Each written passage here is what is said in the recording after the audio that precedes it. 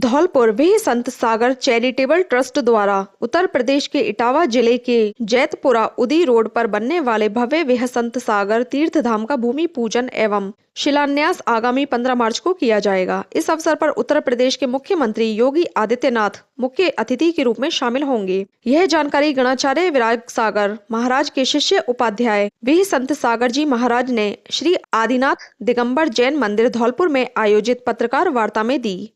उन्होंने बताया कि 4 बीघा भूमि पर बनने वाला यह तीर्थधाम भगवान मल्लीनाथ स्वामी को समर्पित होगा, जहां 19.25 फुट ऊंची प्रतिमा स्थापित की जाएगी। तीर्थधाम में जिलानय के साथ आश्रम, आहारशाला, अस्पताल, गौशाला, ध्यान केंद्र और यात्री निवास जैसी सुविधाएं विकसित की जाएंगी। कार्यक्रम में देश भर से हजारों श्रद्धालुओं के शामिल होने की संभावना है।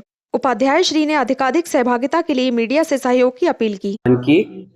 महानुभाव, सबसे पहले तो सारे पत्रकार बंधुओं को मेरा बहुत बहुत मंगल आशीर्वाद।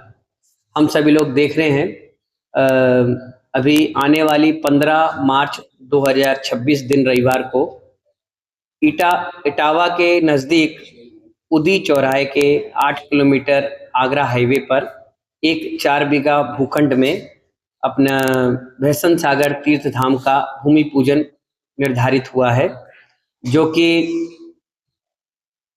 4 बीघा के भूखंड में है, जहां स्कूल, हॉस्पिटल, कॉलेज, आपके औषधालय, वृद्धाश्रम, संत आश्रय, त्यागी भवन, वेदी, मानिष्ठम, गौशाला, यानी मानव सेवा के लिए जो उपयोगी चीजें होती हैं वो सारी चीजें वहां पर उपलब्ध होगी।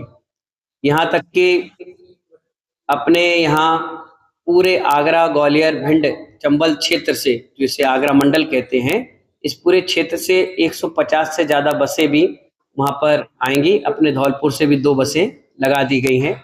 मुरैना से 4 बसें हैं, ग्वालियर से 15 बसें हैं, आगरा से 21 बसें हैं, इटावा से 4 है, भिंड से 15 है, शिवपुरी से भी लोग आ रहे हैं।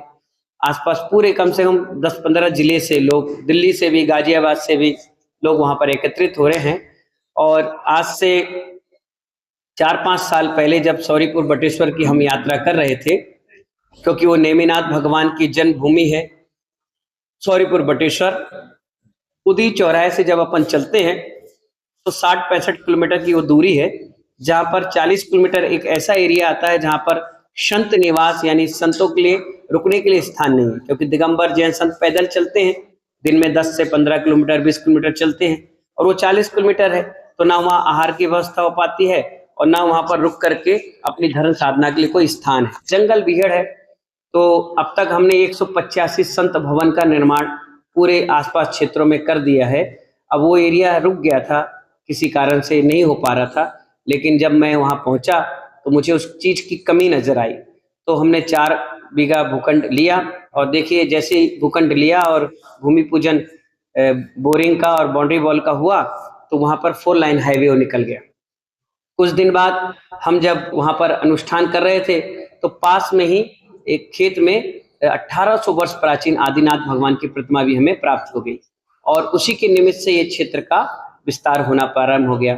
और वहाँ पर आसपास 2-2, 4-4 किलोमीटर अंदर गांव में मंदिर है, अजबपुर, बड़पुरा, पछाएं, तो वहाँ भी 1-1, 2-2 घर रह गए। वहाँ के भी मंदिर अब रोड पर इसी क्षेत्र में सम्मिलित हो जाएंगे आने वाले समय में।